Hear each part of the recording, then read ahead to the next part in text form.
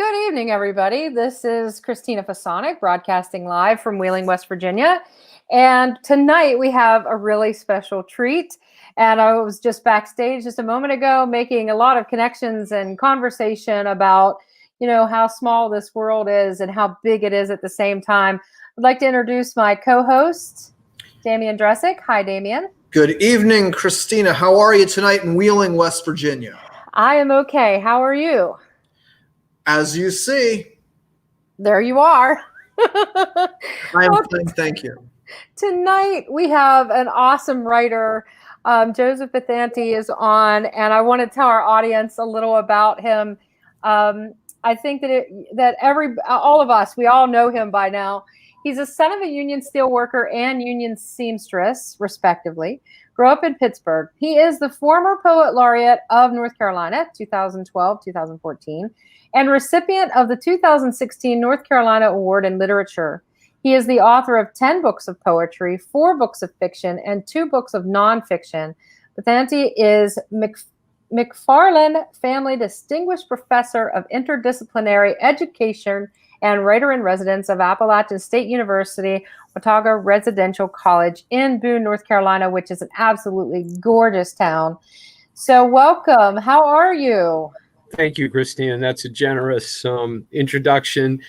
I'm good. I'm so pleased to be with y'all. I just got off of a Zoom chat with some students, and I told them I only had 5 minutes to get to Wheeling, and they looked at me in a really puzzled way, and I just told them I drove fast. So I'm really like an episode of Bewitched. Yes. So I'm delighted to be with y'all. Like going home. People don't realize that Pittsburgh is right next door to West Virginia. Yeah. So we grew up so close to y'all. And again, I went my first year of college. I went to Cal U, which was California State College then. So I made many I reckon illegal foray into West Virginia back then. Well, we were a little spicier back then than we are now. We had some government regulation come by since then. So anyways, we will get off the screen and allow you to read your work. We can't wait to hear it. Okay, thanks so much.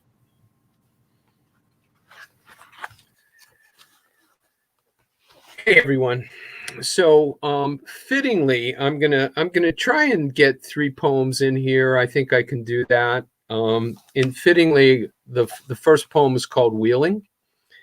And there's this story, all you really need to know, and since y'all are kind of local to the area, when I was growing up in Pittsburgh, the legal drinking age in Pittsburgh was 21. And it was 18 in Wheeling, not in Wheeling, in West Virginia. So I think you know where this poem is going. And again, it's called Wheeling. Driving the girl whose father loathed me, son of an Italian who labored on the open hearth, I crossed in a borrowed green Comet, the PA line into Wheeling. 18 was legal in West Virginia. Marlboros and 3-2 beer at the hilltop on a street with whorehouses and a Jesuit college. She was 16, a minor, the true minors secreted in black, sulfurous pockets whispering beneath the tavern floor we sat upon. The jukebox was loud and country. It was easy to ignore the charge being laced under us. My girl was drunk and singing along, Loretta Lynn, Tammy Wynette, though she didn't know the words, the way folks mouth like speaking in tongues when the spirit lays hold of them. Smudge on her cheek, secondhand coat. Her blonde hair shone white in that light, aged into a coal miner's wife or steel workers like my mother. When the 4 to 12 shift from Wheeling, Pittsburgh dragged in, I smelled asbestos in baked ore, the vaporous green sizzle of my father's work fatigues. I wanted to tell her all about her father. I'd rip him to pieces, that bastard. My dad was a brave man. He climbed boom cranes with nothing but a span of leather, fastening him above the smokestacks, streaming 12 stories of fire into the firmament. But I had no vocabulary to render his mythic toil. I knew more about her dad, his suits in office in downtown Pittsburgh, his perfect diction in college education. We hung around till last call, then kissed against the fender until the lot emptied and the hilltops neon shingle sputtered out. The Comet wouldn't start. I turned it over and over until I killed the battery, till I couldn't get a peep out of the horn or the lights to flicker. The mighty Ohio beat by, whelped in Pittsburgh. It loops north in defiance of gravity, abruptly slices west, southering into the fang of northern West Virginia that impales the border of Ohio and Pennsylvania like the long, jagged neck of a busted bottle. That's where we stood clinging to each other, stranded along the omniscient river, where I still like to think of us before those miners, like escaped purgatorians, burst black and smoldering through the bottom of our lives, and she started to cry, anticipating her father's patrician wrath. I thought of who I could call, knowing there was only one man on earth who would rise out of his exhausted sleep at the sound of my voice like Lazarus and come running. Okay, I'm going to read a poem called Knocked. As Christina said, my dad was a steel worker and a union man, and my mother was a seamstress, and she was a union woman. And my sister, I think, before we even knew how to talk, we knew never to cross a picket line. In this poem, so it's called Knocked. We all know what knocking on a door is, but there's also a saying that if somebody has it knocked, and my dad would use that term, he'd say, that fella's got it knocked. If somebody had it knocked, that meant they had it made. So this poem is about the very first time I ever saw my dad's steel mill, which was Edgar Thompson Steelworks in Braddock, PA, and it was the very first steel mill that Carnegie got up and running and built in the United States.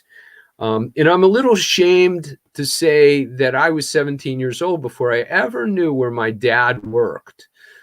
I mean, I knew where he worked, but I hadn't witnessed it. I was in that oblivious bubble that sometimes kids are in. They don't pay any attention to where the milk and bread, the love and kindness, the sustenance, the dreams, where they're coming from. And my dad was a quiet, humble man who never talked about what he did. And the reason that I saw the mill that morning, it was because we had one car, like so many people had then, and I needed to keep the car for the senior after prom picnic. So I dropped off my dad and then kept the car for the rest of the day. Again, this is called Knocked.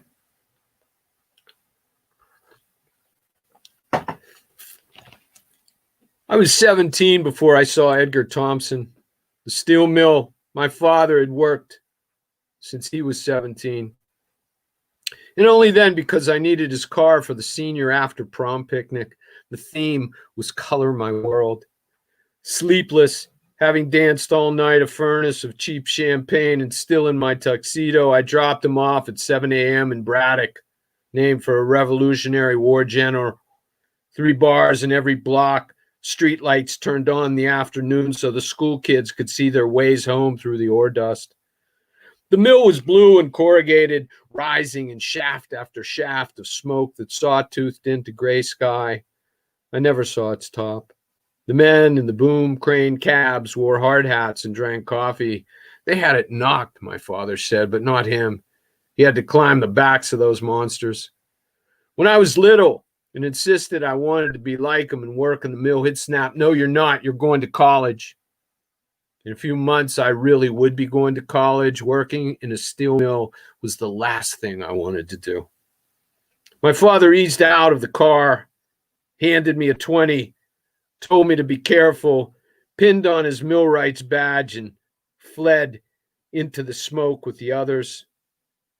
I turned up the radio, dropped the engine into low for torque, and floored it, sure that in one night I had had more fun, more love, more everything than he had had in his life, and I wanted to get back to it as fast as I could.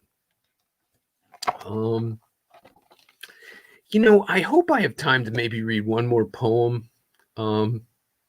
Go for it. I'm going to read one more poem, y'all. I know I'm violating the time here, but I thought, given all that's going on in the world now, we have this election coming up, Black Lives Matter, social protest everywhere, the ghastly murder of George Floyd. I could go on and on and on.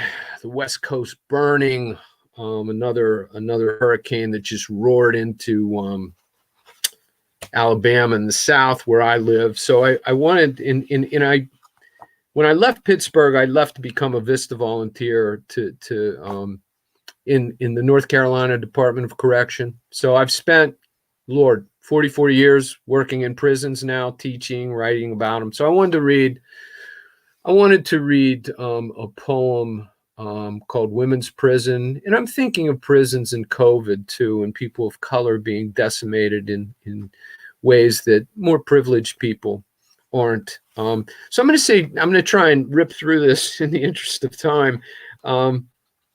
When women go to prison, we forget maybe that they leave children behind.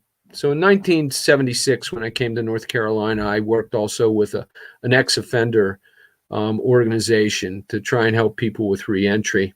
And once or twice a month, we would take children to women's prison in Raleigh, which is the big women's prison. It's the maximum security place in Raleigh. So we would take these kids to see their moms. I'll end with this poem and then do whatever I'm told. This is called Women's Prison. 2 Sundays a month, darkness still abroad, we round up the kids and bundle them into a restored, salvaged Bluebird school bus, painted green, and make the long haul to Raleigh where their mothers are locked in women's prison. We pin the children's names and numbers to their coats, count them like convicts at lights out, sucking thumbs, clutching favorite oddments to cuddle as they ride, curled in twos on patched, sprung benches. They sleepwalk bashfully, the little aged, into the belly of the bus, eyes nailed to its floor. We feed them milk and juice, animal crackers, apples, stop for them to use the bathroom and to change the ones so young they can't help wetting. We try singing folk tunes and strike ballads as if off to picket or march with an army of babies, but their stony faces will not yield, and finally their passion to disappear puts them to sleep, not to wake until the old Bluebird jostles through the checkpoints into the prison. Somehow, upon reopening their eyes, they know to smile at the twirling, jagged grandeur surrounding the massive compound, concertina clotted with silver scraps of dew and dawn light, a bullet-torn shroud of excelsior scored in dismal fire, levitating in the savage Sabbath sky. By then, their mothers, in the last moments of girlish, raw-boned glory, appear in baggy, sky-blue prison shifts, their beautiful hands lifting to shield their eyes like saints about to be slaughtered. As if the light is too much, the sky suddenly egg blue, plaintive, threatening to pale away, the sun still invisible yet blinding, barefoot, weepy. They call their babies by name and secret endearment, touch them everywhere like one might the awakened dead. The children remain dignified, nearly aloof in their perfect innocence and self-possession, toddling dutifully into the arms of anyone who reaches for them, even the guards, petting them too. When visiting hours conclude, the children hand their mothers cards and drawings, remnants of a life they are too young to remember, but conjure in glyphic crayon blazes, attempting to recollect the narrative that will guide them back to their imagined homes. The mothers peer from the pictures to the departing children, back and forth, straining to make the connection, back and forth until the children, already fast asleep, as the bus spirits them off, disappear. Thank you.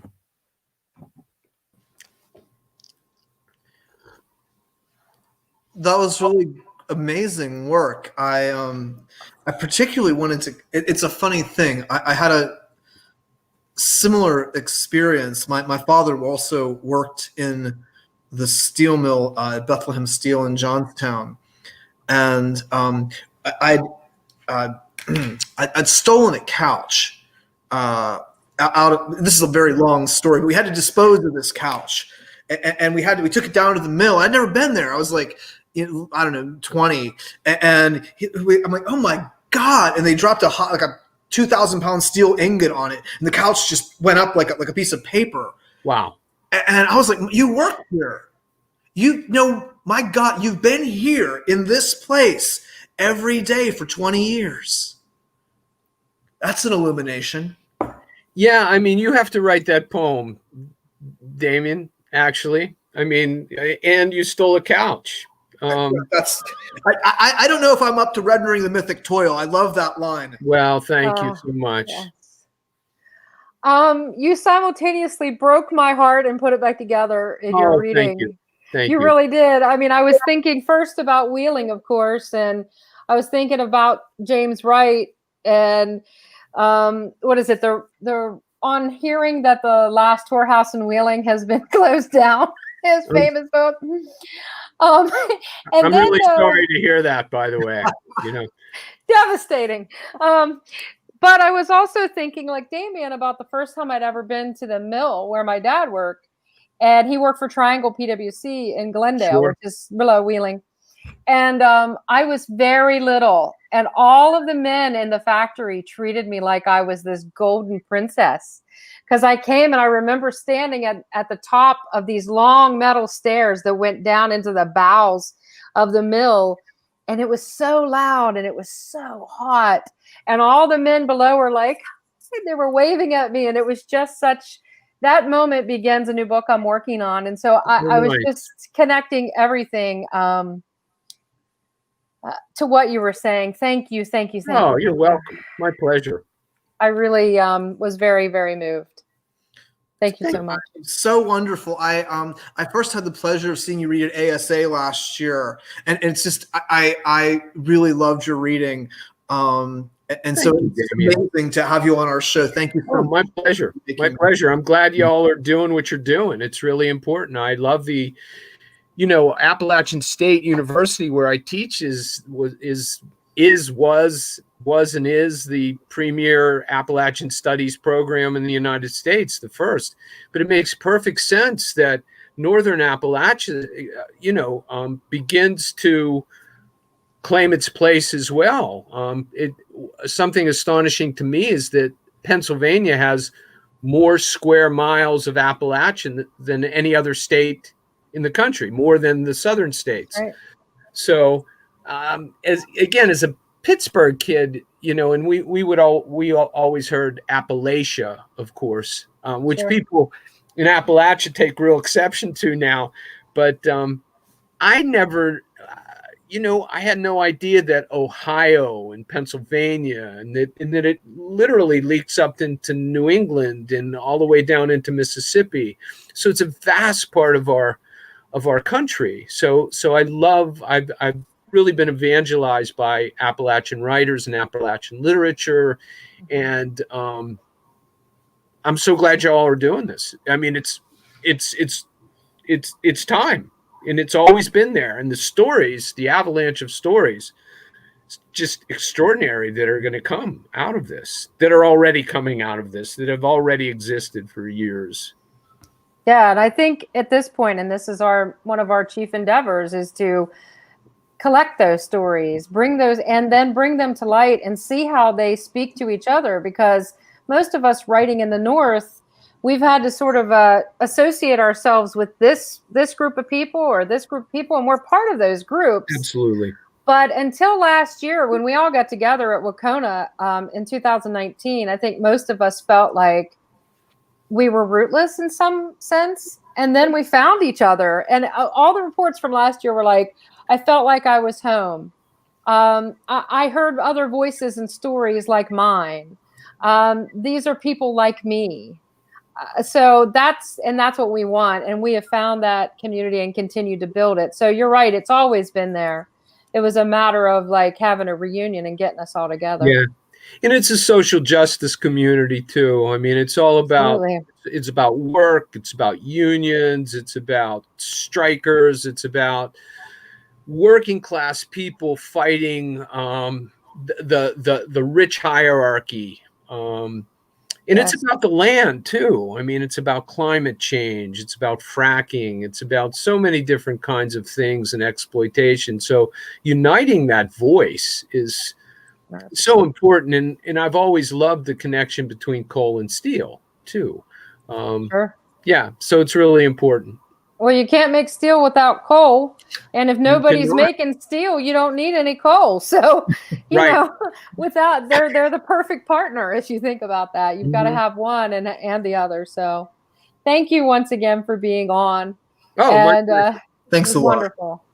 And we will see everybody else this time next week, 8 p.m. right here on this page. So thank you all for tuning in. Thanks again. Night, everybody. Bye, everyone. Thanks so much. Night. So I'm dismissed.